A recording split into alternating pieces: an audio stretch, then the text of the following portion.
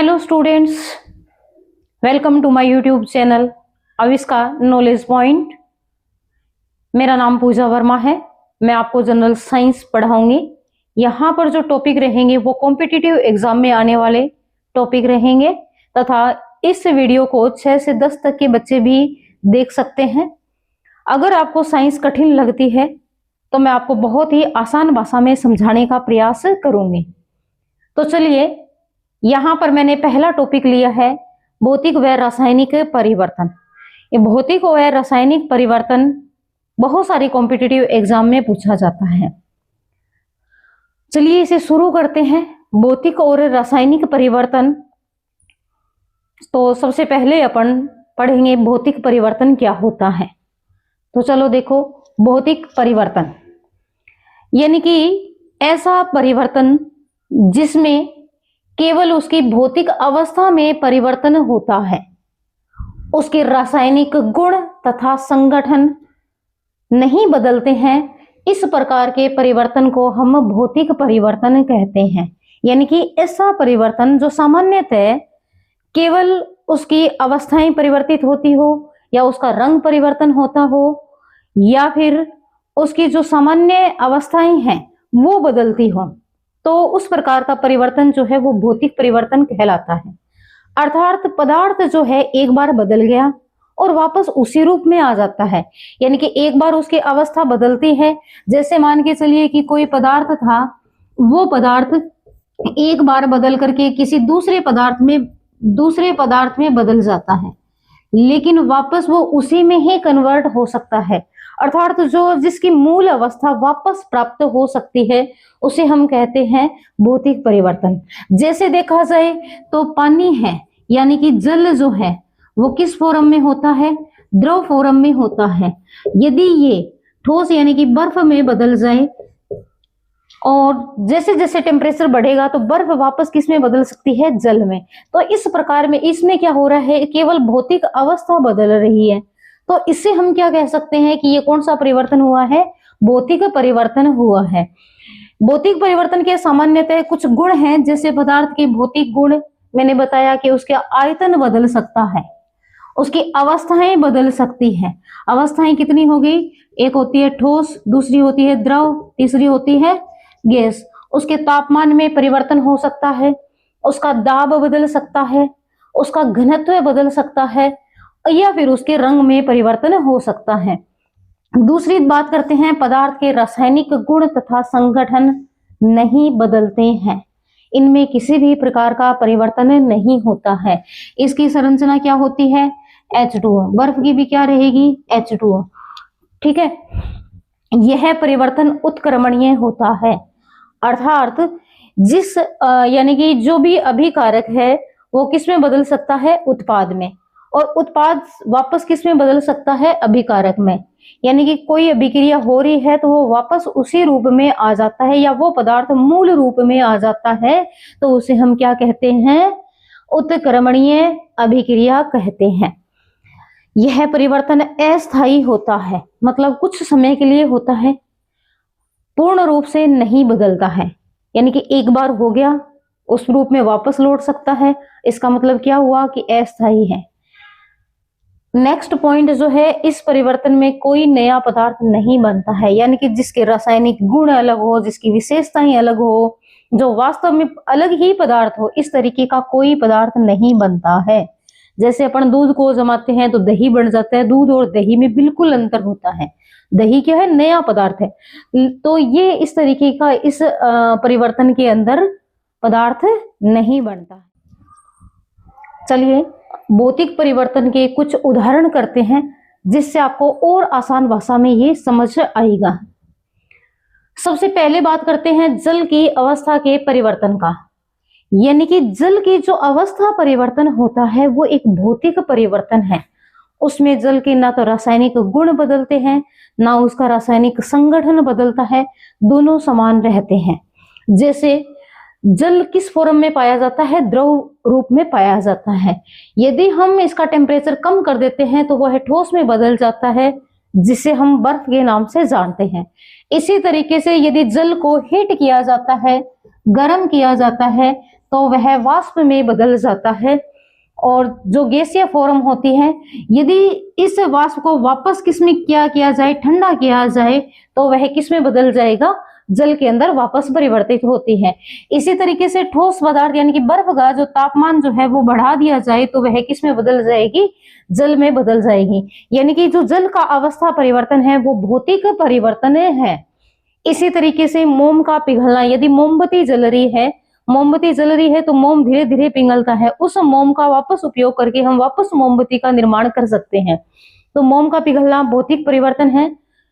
आकृति में परिवर्तन, आकृति, किसी भी पदार्थ की आकृति परिवर्तित हो रही है तो वो परिवर्तन कौन सा होगा, भौतिक परिवर्तन होगा।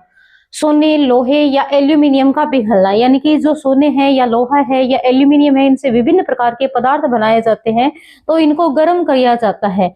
गर्म करने के बाद ये पिघल जाते हैं और पिघला करके इनको फिर वापस किसी फॉर्म में ढाला जा सकता है, या कोई नया पदार्थ बनाना हो तो उसमें ढाला जा सकता है। लेकिन इनके रासायनिक गुण और रासायनिक संगठन नहीं बदलते हैं, केवल क्या बदलेगी, आकृति बदलती है।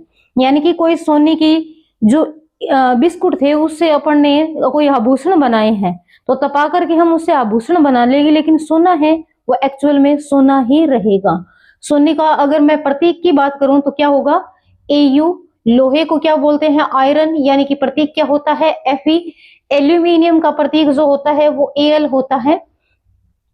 इसी तरीके से नेक्स्ट उदाहरण बात करते हैं बादलों का बनना। बादल जो बनते हैं उसमें कौन सी प्रक्रिया होती है, जल जो है वो वाष्पीकृत होकर के क्या बनाते हैं, बादलों का निर्माण करते हैं। ठीक है, और बादलों से जब संघनन की क्रिया होती है तो उससे क्या होती है, बारिश होती है। बारिश में, बादलों में कौन सी क्रिया होती है, संघनन की, यानी कि वाष्प जो है वो किसमें बदलती है, द्रव के अंदर बदलती है। नमक या चीनी का क्रिस्टलीकरण, यानी कि नमक या चीनी जो है वो पानी के अंदर घुले हुए हैं, ये पानी के अंदर क्या घुला हुआ है, नमक। जब इस मिश्रण को, यानी कि ये क्या बन गया, विलयन, इस विलयन को हम गर्म करेंगे, यानी कि इसको गर्म करेंगे, हीट करेंगे तो नमक अलग हो जाएगा और जो पानी है वो वाष्प बन करके उड़ जाएगा या बाहर निकल जाता है। तो जो नमक प्राप्त होता है अपने को, यह किस रूप में प्राप्त होता है, क्रिस्टलीय रूप में प्राप्त होता है। और जब कोई ठोस पदार्थ के रूप में पदार्थ मिलता है तो उसे हम क्या कहते हैं, क्रिस्टलीकरण कहते हैं। यानी कि जब भी किसी विलयन से ठोस पदार्थ के क्रिस्टल प्राप्त किए जाते हैं तो उसे हम क्या कहते हैं, क्रिस्टलीकरण कहते हैं। इसी तरीके से कार्बन डाइऑक्साइड, इसके प्रतीक की बात करूं तो क्या हो जाएगा, CO2। कार्बन डाइऑक्साइड को जब ठंडा किया जाता है, इसका शीतलन किया जाता है तो यह क्या हो जाती है, जम जाती है, यानी कि बर्फ बन जाती है, जिसको किस नाम से जाना जाता है, शुष्क बर्फ के नाम से जाना जाता है।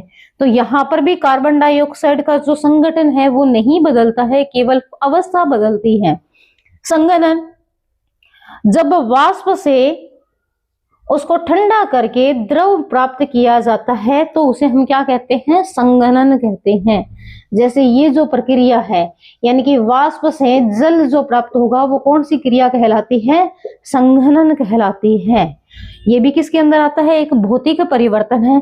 इसी तरीके से जो आसवन है, यानी कि जब दो से अधिक पदार्थों का मिश्रण है और उनको हमें पृथक करना है, उनको गर्म करके पृथक किया जाता है तो उसे हम क्या कहते हैं, आसवन।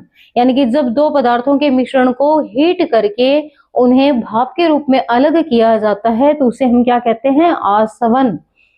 वाष्पन, द्रव पदार्थों का वाष्प बन करके, द्रव पदार्थों का वाष्प में परिवर्तन होना क्या कहलाता है, वाष्पन कहलाता है।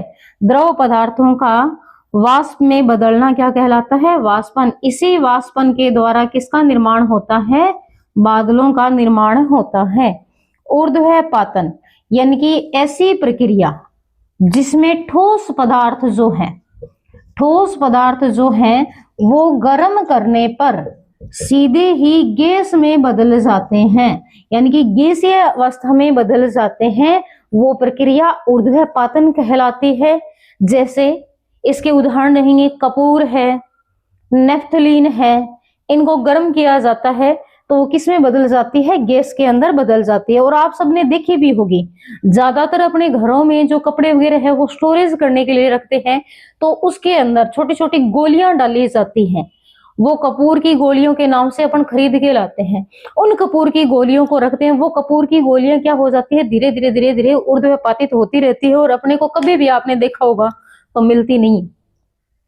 यही कारण है कि वहां पर उनका क्या हो रहा है, ऊर्ध्वपातन। ऊर्ध्वपातन का मतलब क्या हो गया, ठोस पदार्थ से सीधा गैस के अंदर बदल जाता है।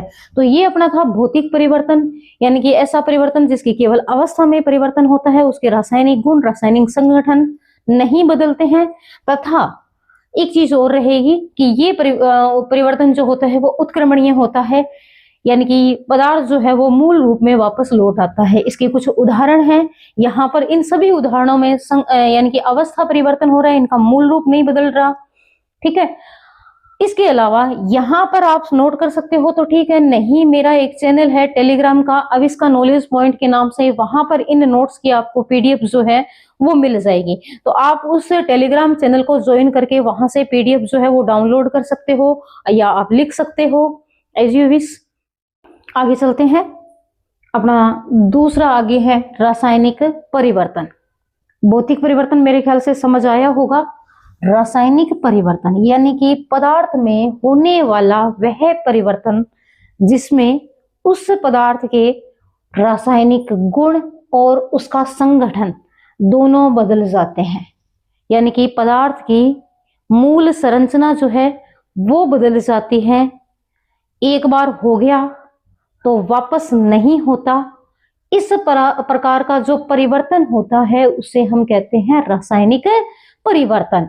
यानी कि ऐसा परिवर्तन जिसमें पदार्थ के रासायनिक गुण व भौतिक संगठन दोनों बदलते हैं और नया पदार्थ बनता है, रासायनिक परिवर्तन कहलाता है।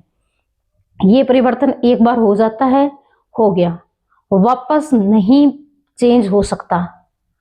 क्यों? क्योंकि इसमें जो पदार्थ था वो पदार्थ ही बदल जाता है, इसके गुण बदल जाते हैं, इसका रंग बदल जाता है, रूप बदल सकता है, सब कुछ परिवर्तित हो सकता है। जैसे एक सिंपल से उदाहरण की बात करूं तो आप सभी ने घरों में देखा होगा कि दूध को जमाते हैं, दूध को जमाया तो उससे दही बनता है। बताओ, दूध से दही बन गया। अब बताओ, दही से वापस दूध बन सकता है क्या? नहीं बन सकता।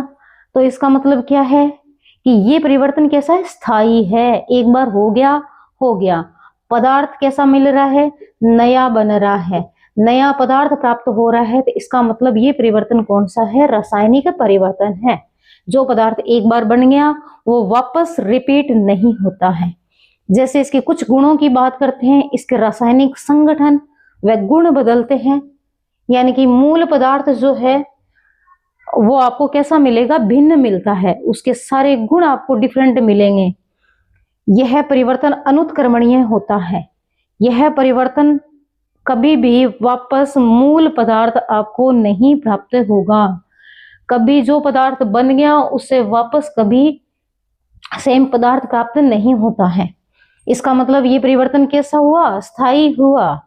ठीक है, इस पदार्थ के भौतिक गुण भी बदल गए, इस पदार्थ के रासायनिक गुण भी बदल गए। यानी कि इसकी अवस्थाएं तो बदली जो बदली, लेकिन इसके रासायनिक गुण, उसकी प्रकृति, उसके रंग, उसके जो स्वाद है, वो उसकी जितनी भी चीजें हैं वो सारी मूल रूप से जो पदार्थ है, मूल है, उससे बिल्कुल डिफरेंट आपको प्राप्त होता है। तो इस प्रकार का परिवर्तन क्या होता है, रासायनिक परिवर्तन होता है। चलिए रासायनिक पदार्थ के कुछ उदाहरण की बात करते हैं। एक सिंपल सा उदाहरण जो हम डेली घरों में काम में लेते हैं वो मैंने आपको बताया, दूध से दही का जमना, मेरे ख्याल से उसी से समझ में आ गया। और अब दूसरी बात करते हैं कागज का जलना। यदि आपने कागज को जलाया तो क्या बनेगी, राख।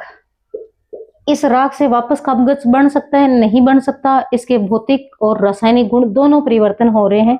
इसका मतलब क्या है, कागज का जलना है, क्या है, रासायनिक परिवर्तन है। भोजन का पाचन, हमने जो खाना खाया है वो हमारे पेट के अंदर जाकर के उसका पाचन हो जाता है, वो छोटे छोटे टुकड़ों में टूट जाता है, तो वह क्या कहलाता है, भोजन का पाचन हो गया। क्या वापस ये प्रक्रिया दोहराई जा सकती है, नहीं ना। तो कौन सा परिवर्तन है ये? रासायनिक श्वसन। हमने जो भोजन ग्रहण किया है वो सबसे उसकी छोटी फॉर्म क्या मानी जाती है? ग्लूकोज। इस ग्लूकोज में ऑक्सीजन अपने को आवश्यक होती है और क्या बनता है? Carbon dioxide plus H2O। ठीक है, तो ये क्या हो रहा है? भोजन का पाचन हो रहा है, तो ग्लूकोज जो है वो सरल अणुओं में टूट रही है।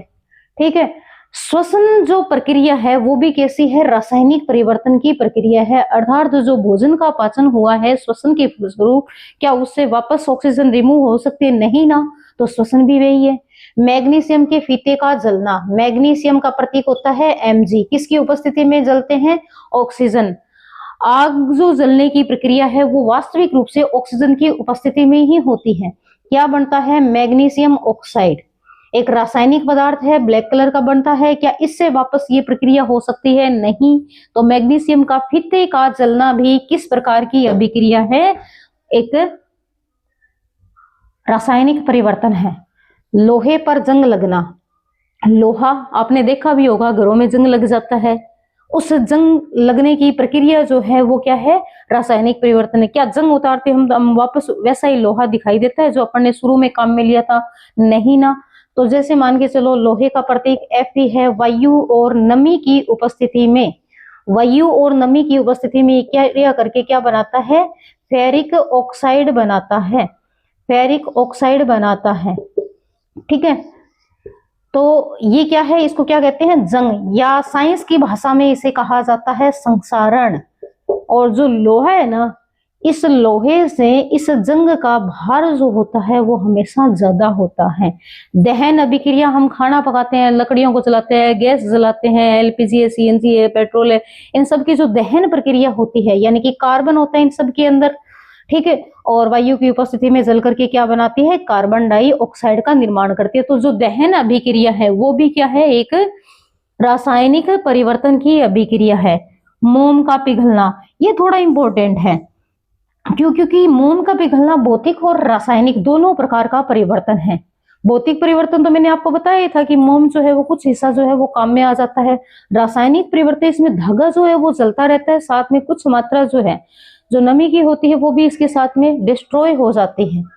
गैल्वनीकरण, यानी कि किसी पर यानी कि लोहा जो होता है उस लोहा पर जिंक की परत चढ़ाई जाती है, उसे हम क्या कहते हैं? गैल्वनीकरण।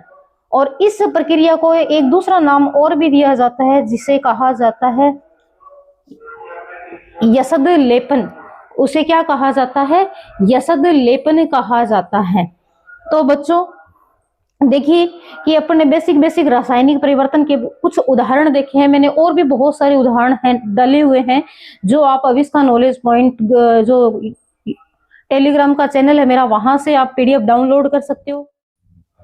अगर वीडियो अच्छा लगा है तो इसे शेयर करें, लाइक करें और सब्सक्राइब करें मेरे और वीडियो के लिए। और आपको जो भी क्वेश्चन, जो भी डाउट है वो आप मेरे को कमेंट करके बता सकते हैं, मेरी कोशिश रहेगी कि मैं उनको भी दूर करूं। Thank you very much.